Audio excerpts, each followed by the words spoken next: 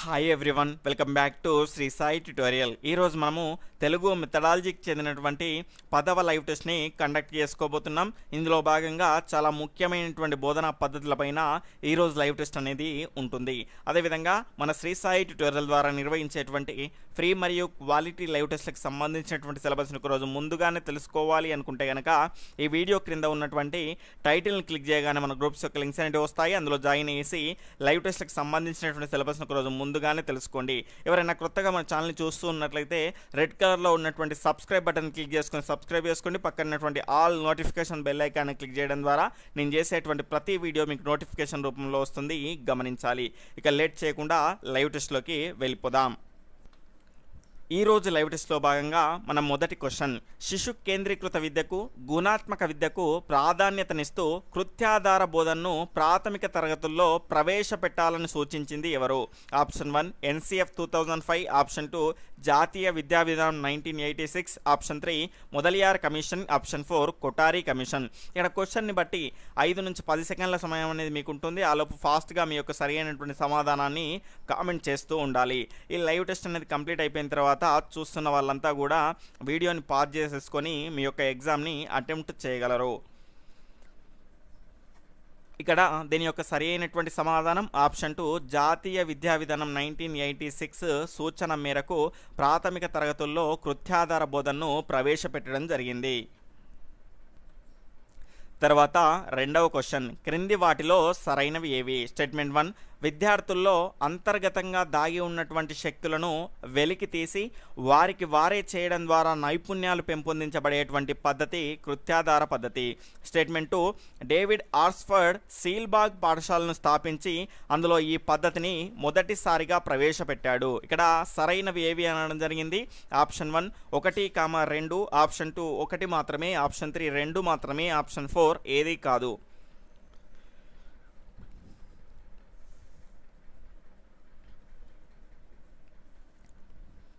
ఇక్కడ దీని యొక్క సరి అయినటువంటి సమాధానం ఆప్షన్ 2 1 మాత్రమే సరైనది, రెండవది సరైనది కాదు. ఎందుకంటే డేవిడ్ ఆర్స్ఫర్డ్ సీల్బాగ్ పాఠశాలను కర్ణాటకలో స్థాపించాడు, కానీ ఈ కృత్యాధార పద్ధతిని మొదటిసారిగా ప్రవేశపెట్టింది ఎందులో అంటే రిషి వాలీ అనేటువంటి పాఠశాలలో.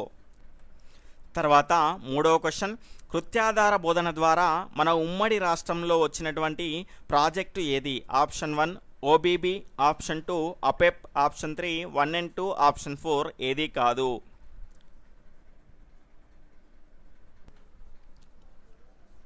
ఇక్కడ దీని యొక్క సరి అయినటువంటి సమాధానం ఆప్షన్ 2 APEP అండి. ఆంధ్రప్రదేశ్ ప్రైమరీ ఎడ్యుకేషన్ ప్రాజెక్ట్ అండి. ఇందులో భాగంగా మనకు 6 సూత్రాలు ఉంటాయి. ఇక్కడ OBB కూడా అనుకుంటారు, కానీ OBB అనేది ఒక పథకము. ఇది దేని ద్వారా వచ్చింది అంటే జాతీయ విద్యా విధానం 1986 సూచనల మేరకు ఈ రకమైనటువంటి పథకం ఆపరేషన్ నల్లబల్ల పథకం అనేది రావడం జరిగింది. తర్వాత నాలుగో క్వశ్చన్, అపెప్లో ఉండేటువంటి ముఖ్య సూత్రాలలో సరైనవి ఏవి? ఇక్కడ స్టేట్మెంట్ 1 ఉపాధ్యాయుల కృత్యాలను తయారు చేయాలి, అంటే ఉపాధ్యాయులు కృత్యాలని తయారు చేయాలి. అదేవిధంగా రెండవది కృత్యాల ఆధారంగానే బోధన జరగాలి. మూడవది వ్యక్తిగత కృత్యాలు మాత్రమే ఉండాలి. నాలుగవది తరగతి గదిలో ప్రదర్శించే విధంగా కృత్యాలు అనేటివి ఉండాలి. ఆప్షన్ 1 పైవన్నీ కూడా సరైనవే. ఆప్షన్ 2 1 to 4 మాత్రమే సరైనవి. ఆప్షన్ 3 1 to 3 మాత్రమే సరైనవి. ఆప్షన్ 4 ఏది కాదు.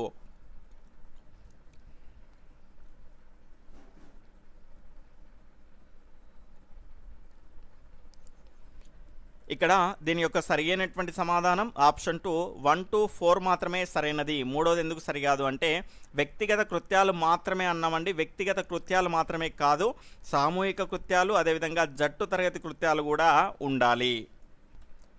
తర్వాత ఐదవ క్వశ్చన్, ఒక గంట కాలంలో 20 నిమిషాలు ఒక్కో తరగతికి ప్రత్యక్ష బోధనకు, మిగతా సమయం మానిటర్ లేదా స్వయం అభ్యసనాన్ని జరిపించే విధంగా చూడడం అనేది ఇందులో భాగంగా ఉంటుంది.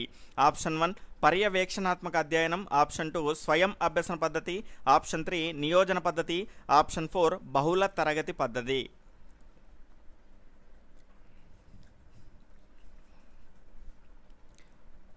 ఇక్కడ దీని యొక్క సరైనటువంటి సమాధానం ఆప్షన్ 4 బహుళ తరగతి బోధనలో ఈ రకమైనటువంటి మొదటగా 20 నిమిషాల ప్రత్యక్ష బోధన ఉంటుంది. దాని తర్వాత మానిటర్ సహాయంతో కానీ సమవయస్కుల సహాయంతో కానీ స్వయం అభ్యసనం చేసే విధంగా ఈ రకమైనటువంటి కృత్యాలు అనేటివి ఇందులో ఉంటాయి.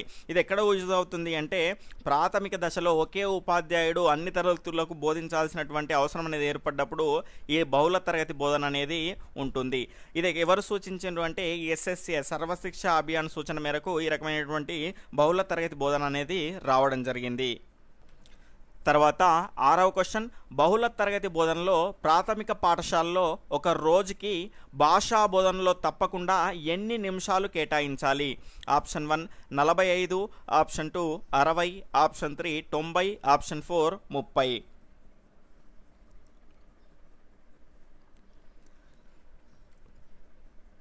ఇక్కడ దీని యొక్క సరి అయినటువంటి సమాధానం ఆప్షన్ 3 90 అండి. ఇక్కడ చూసుకుంటే ఈ రకమైనటువంటి 90 నిమిషాల్లో కనుక చూసుకుంటే మొదటగా 45 నిమిషాలు కనుక చూసుకుంటే బోధనకు, అదేవిధంగా 45 నిమిషాలు ఏం చేయాలి అంటే మిగిలినటువంటి కృత్యాలకు ఇవ్వాలి. తర్వాత 7వ క్వశ్చన్, బహుళ తరగతి బోధనలో ఒక రోజుకు కేటాయించినటువంటి సమయాల్లో సరికానిది ఏది? ఇక్కడ ఆప్షన్ 1 భాషా బోధనకు 90 నిమిషాలు, ఆప్షన్ 2 పరిసరాల విజ్ఞానంకు 45 నిమిషాలు, ఆప్షన్ 3 సమూహ జట్టు క్రీడలకు 60 నిమిషాలు, ఆప్షన్ 4 ఆరోగ్యము మరియు వ్యాయామానికి 30 నిమిషాలు, అదేవిధంగా విరామ సమయానికి 20, అదేవిధంగా ప్రార్థనకు 10 నిమిషాలు కేటాయించాలి. ఫాస్ట్గా మీ యొక్క సరి అయినటువంటి సమాధానాన్ని కామెంట్ చేయండి. అదేవిధంగా ఇంకెవరైనా వీడియోని లైక్ చేయని వాళ్ళు ఉంటే తప్పకుండా లైక్ చేయగలరు. ఇక్కడ దీని యొక్క రైట్ ఆన్సర్ ఆప్షన్ 2 పరిసరాల విజ్ఞానం 45 నిమిషాలండి. పరిసరాల విజ్ఞానం 1 మరియు 2కు 45 నిమిషాలు కాదండి, 60 నిమిషాలు కేటాయించాల్సి ఉంటుంది. అదేవిధంగా గణితానికి కూడా 60 నిమిషాలు కేటాయించాల్సి ఉంటుంది. అదేవిధంగా సహపాఠ్య కార్యక్రమాలు ఉంటాయి కదా, వాటికి 30 నిమిషాలు కేటాయించడం జరుగుతుంది. మిగిలినవన్నీ కూడా ఇవన్నీ కరెక్టు. భాషా బోధనకు 90 నిమిషాలు, అదేవిధంగా సమూహ మరియు జట్టు క్రీడలకు 60 నిమిషాలు, అదేవిధంగా ఆరోగ్యం వ్యాయామానికి 30 నిమిషాలు, విరామ సమయం అనేది 20 నిమిషాలు, ప్రార్థనకు 10 నిమిషాలు అనేటివి కేటాయించాలి ఒకరోజు తరగతిలో. తర్వాత 8వ క్వశ్చన్, రెమిడియల్ టీచింగ్కు ఇది మార్గాన్ని చూపిస్తుంది. ఆప్షన్ 1 పర్యవేక్షణాత్మక అధ్యయనం, ఆప్షన్ 2 స్వయం అభ్యసన పద్ధతి, ఆప్షన్ 3 నియోజన పద్ధతి, ఆప్షన్ 4 బహుళ తరగతి బోధన.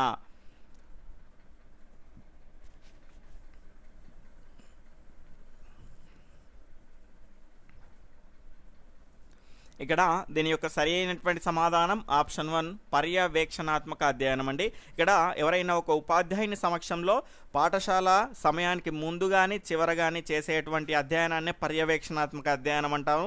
దీన్నే నియంత్రిత అధ్యయనం కూడా అంటాము. ఇందులో ఏమవుతుంది అంటే పిల్లవాళ్ళు చేసేటువంటి తప్పులన్నిటివి తెలియడం జరుగుతుంది కాబట్టి వాటిని సరిచేయడానికి లోప నివారణ బోధన చేయడానికి మనకు ఉపయోగపడుతుంది. కాబట్టి ఇది పర్యవేక్షణ అధ్యయనం అనేది రెమిడియల్ టీచింగ్కు మార్గాన్ని చూపెడుతుంది. ఈ లోప నివారణ బోధననే మనం ఇంగ్లీష్లో రెమిడియల్ టీచింగ్ అని కూడా అంటాము. తర్వాత 9వ క్వశ్చన్, క్రింది వాటిలో సరైనవి ఏవి? ఇక్కడ స్టేట్మెంట్ 1 కార్యసాధక నిబంధన సిద్ధాంతం ఆధారంగా కార్యక్రమయుత బోధన ప్రతిపాదించడం జరిగింది. స్టేట్మెంట్ 2 బోధించే అంశాన్ని చిన్న చిన్న ఉప అంశాలుగా విడగొట్టి చిత్రాల రూపంలోకి మార్చి బోధించడాన్ని కార్యక్రమత బోధన అంటారు. ఆప్షన్ 1 1, 2 సరైనవే, ఆప్షన్ 2 1 మాత్రమే సరైనవి, ఆప్షన్ 3 2 మాత్రమే సరైనవి, ఆప్షన్ 4 ఏదీ కాదు.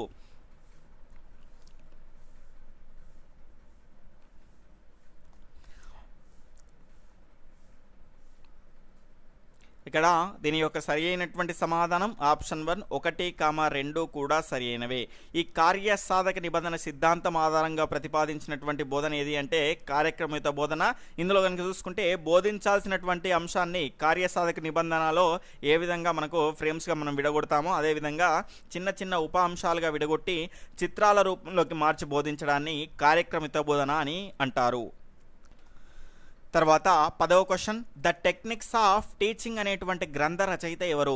Option 1 Thorndike, option 2 B F Skinner, option 3 Gilbert, option 4 Ellen Park.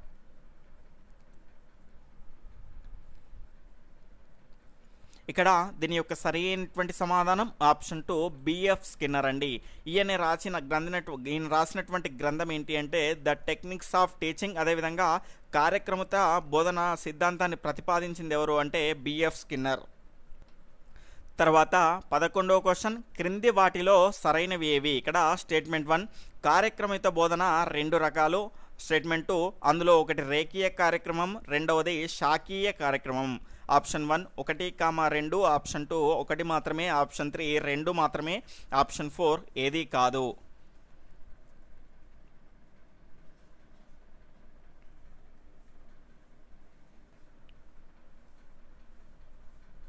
ఇక్కడ దీని యొక్క సరైనటువంటి సమాధానం ఆప్షన్ 1 1, 2 రెండు కూడా సరైనవి. వీటి గురించి ఏంటి, రేఖీయ కార్యక్రమం అంటే ఏంటిది, దాని తర్వాత శాఖీయ కార్యక్రమం అంటే ఏంటో నెక్స్ట్ క్వశ్చన్స్లో తెలుసుకుందాం. తర్వాత 12వ క్వశ్చన్, రేఖీయ కార్యక్రమానికి సంబంధించని అంశం ఏది? ఆప్షన్ 1 దీనిని క్రౌడర్ ప్రవేశపెట్టాడు. ఆప్షన్ 2 ఇందులో మొదటి చట్రంలో ప్రశ్నలకు, అదేవిధంగా రెండవ చట్రంలో ప్రశ్నలకు, మూడవ చట్రంలో సమాధానాలు లభించేటువంటి విధానమే ఈ కార్యక్రమం. ఆ కార్యక్రమం పేరే రేఖీయ కార్యక్రమం. ఆప్షన్ 1 1, 2, ఆప్షన్ 2 1 మాత్రమే, ఆప్షన్ 3 2 మాత్రమే, ఆప్షన్ 4 ఏది కాదు. ఇక్కడ సంబంధించని అన్నాడు.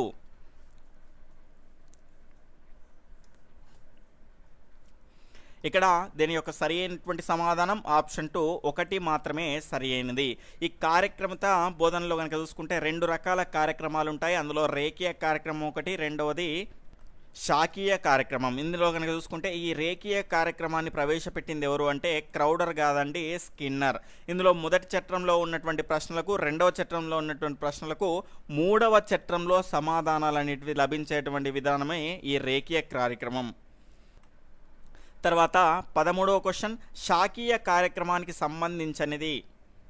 శాఖీయ కార్యక్రమానికి సంబంధించినవి అండి, సంబంధించినవి కాదు. ఆప్షన్ 1 దీన్ని క్రౌడర్ ప్రవేశపెట్టాడు. స్టేట్మెంట్ 2 ఇందులో ఏ చట్రానికి సంబంధించిన ప్రశ్నలకు సమాధానాలు అదే చట్రంలో ఉంటాయి. స్టేట్మెంట్ 3 ఒక చట్రం పూర్తయిన తర్వాతనే మరొక చట్రానికి వెళ్ళాలి. ఆప్షన్ 1 1, 2, 3, ఆప్షన్ 2 1, 2 మాత్రమే, ఆప్షన్ 3 1, 3 మాత్రమే, ఆప్షన్ 4 ఏది కాదు.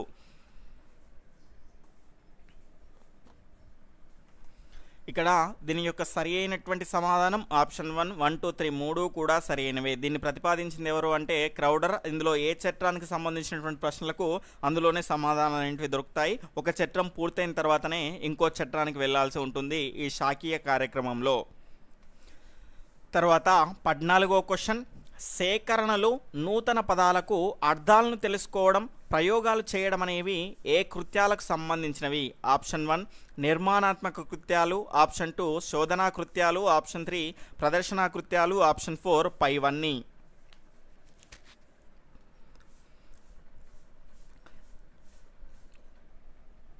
ఇక్కడ దీని యొక్క సరి అయినటువంటి సమాధానం ఆప్షన్ 2 శోధనా కృత్యాలండి. ఈ శోధనా కృత్యాల్లో కనుక చూసుకుంటే సేకరించడం ఏవైనా అంశాలను, అదేవిధంగా నూతన పదాలకు అర్థాలని తెలుసుకోవడం, అదేవిధంగా ప్రయోగాలు చేసుకోవడం అనేటివి శోధనా కృత్యాల్లో భాగంగా ఉంటాయి.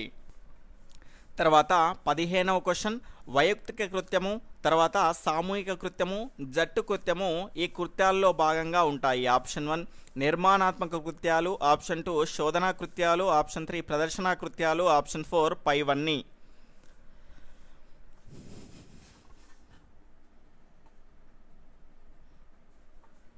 ఇక్కడ దీని యొక్క సరి అయినటువంటి సమాధానం ఆప్షన్ 3 ప్రదర్శనా కృత్యాలండి. ఈ ప్రదర్శనా కృత్యాల్లో కనుక చూసుకుంటే కృత్యాలు అంటే సింగిల్గా ఒకే విద్యార్థికి ఇచ్చారనుకోండి అవి వైయక్తిక కృత్యాలు, అదేవిధంగా చాలా మందికి ఇచ్చారనుకోండి సామూహిక కృత్యాలు, కొంతమందిని కలిపి జట్టుగా చేసి ఇచ్చారనుకోండి అవేంటి అంటే జట్టు కృత్యాలు. ఇవన్నీ కూడా ఎందులో భాగంగా ఉంటాయి అంటే ప్రదర్శనా కృత్యాల్లో భాగంగా ఉంటాయి.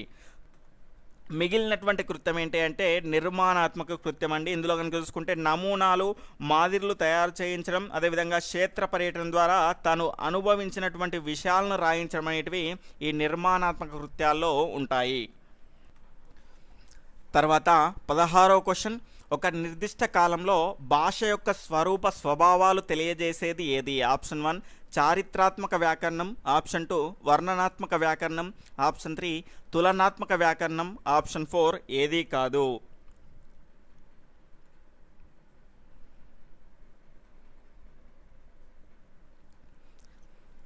ఇక్కడ దీని యొక్క సరి అయినటువంటి సమాధానం ఆప్షన్ 2 వర్ణనాత్మక వ్యాకరణం అండి. ఈ వర్ణనాత్మక వ్యాకరణం ఏం తెలియజేస్తుంది అంటే ఒక నిర్దిష్ట కాలంలో భాష యొక్క స్వరూప స్వభావాలను తెలియజేసేదాన్నే మనం ఏమంటాము అంటే వర్ణనాత్మక వ్యాకరణము అంటాం. ఫర్ ఎగ్జాంపుల్ బాల వ్యాకరణము, ఈ ప్రౌఢ వ్యాకరణం ఇవన్నీ ఉన్నాయి కదా, వాటి గురించి తెలియజేసేటువంటి వ్యాకరణం ఏంటి అంటే వర్ణనాత్మక వ్యాకరణం. తర్వాత జన్యు జనక భాషల మధ్య ఉండేటువంటి సంబంధాన్ని తెలియజేసేది ఆప్షన్ 1 చారిత్రాత్మక వ్యాకరణం, ఆప్షన్ 2 వర్ణనాత్మక వ్యాకరణం, ఆప్షన్ 3 తులనాత్మక వ్యాకరణం, ఆప్షన్ 4 ఏదీ కాదు.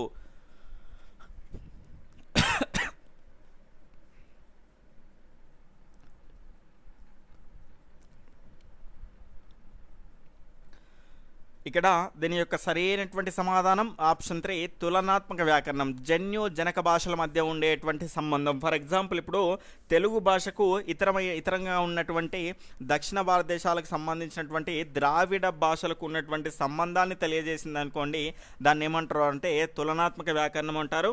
ఈ చారిత్రాత్మక వ్యాకరణం అంటే ఏంటి అంటే చరిత్రలో కనుక చూసుకుంటే భాషలో వచ్చేటువంటి మార్పులను తెలియజేసేది ఏంటి అంటే చారిత్రాత్మక వ్యాకరణం.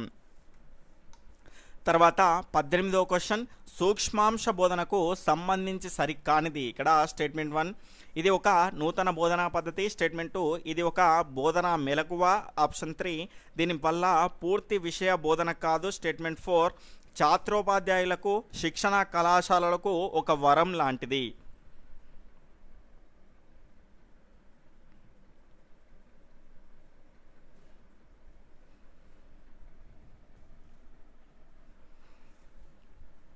ఇక్కడ దీని యొక్క రైట్ ఆన్సర్ ఆప్షన్ 1 అండి. ఇది ఒక నూతన బోధన పద్ధతి కాదండి, ఇది ఒక బోధన మెలకువ మాత్రమే. దీనివల్ల పూర్తి విషయం అనేది బోధన కాదు. ఎందుకు అంటే ఏదైనా ఒక చిన్న విషయాన్ని తీసుకొని చాలా తక్కువ సమయంలో బోధించేటువంటి పద్ధతే సూక్ష్మాంశ బోధన. కాబట్టి పూర్తి విషయం అనేది విద్యార్థులకు అందజేయడం విద్యార్థులకు సంబంధించింది కానే కాదు, ఇది మనకు ఛాత్రోపాధ్యాయులకు సంబంధించినటువంటి సూక్ష్మాంశ బోధన. ఇది ఛాత్రోపాధ్యాయులకు శిక్షణ కళాశాలకు ఒక వరం అండి. ఎందుకంటే సభాకంపము ఏ విధంగా బోధించాలనేటువంటి విషయాలు మనకు తెలుస్తాయి కాబట్టి ఇది ఒక వరంగా చెప్పుకోవచ్చు.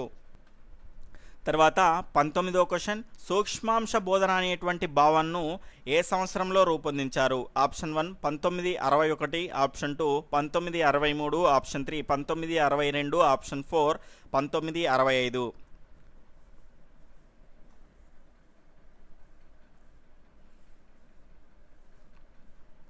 ఇక్కడ దీని యొక్క సరైనటువంటి సమాధానం ఆప్షన్ 2 1963లో సూక్ష్మాంశ బోధన అనేటువంటి భావనను రూపొందించడం జరిగింది. తర్వాత ఈరోజు ప్రశ్న యొక్క సమాధానాన్ని చాలామంది క్రింద కామెంట్ సెక్షన్లో తెలియజేయడం లేదండి. ఖచ్చితంగా ఈరోజైనా దీని యొక్క సరి అయినటువంటి సమాధానాన్ని తెలియజేసేటువంటి ప్రయత్నం అనేది చేయండి. ఇక్కడ చూసుకుంటే విద్యార్థులు ఉపాధ్యాయులకు రాసినటువంటి సెలవు చీటీ అనేది ఆప్షన్ 1 వ్యక్తిగత లేఖ, ఆప్షన్ 2 సామాజిక లేఖ, ఆప్షన్ 3 వ్యాపార లేఖ, ఆప్షన్ 4 ఏదీ కాదు. దీని యొక్క సరైనటువంటి సమాధానాన్ని క్రింద కామెంట్ సెక్షన్లో తెలియజేయండి.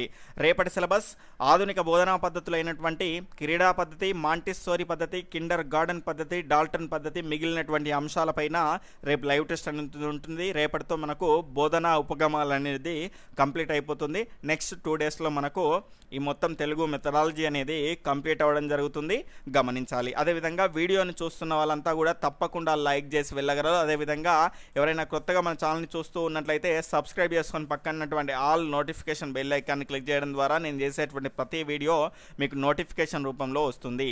అదేవిధంగా కనీసం మీ ఒక్క మిత్రునికైనా షేర్ చేసేటువంటి ప్రయత్నం అనేది చేయండి, మీ వీడియో కనుక మీకు నచ్చినట్లయితే కనుక. Okay friends, bye, take care, Jai Hind.